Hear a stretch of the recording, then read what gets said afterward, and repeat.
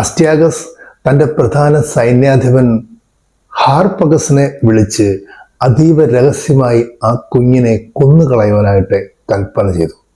കൈകാലുകൾ ഇളക്കി തന്നെ നോക്കി പുഞ്ചിരിക്കുന്ന ആ ഓമനക്കുഞ്ഞിനെ നിർദാക്ഷിണ്യം വധിക്കുവാൻ ഹാർപ്പഗസിനെ മനസ്സ് വന്നില്ല.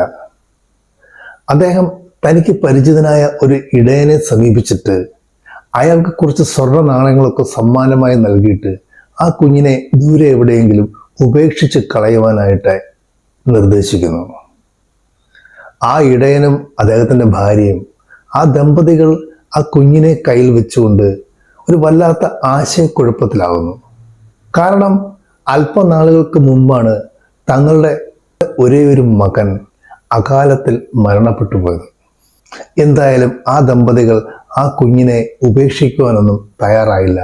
ആരും അറിയാതെ രഹസ്യമായി അവനെ വളർത്തുവാൻ തന്നെ തീരുമാനിക്കുന്നു.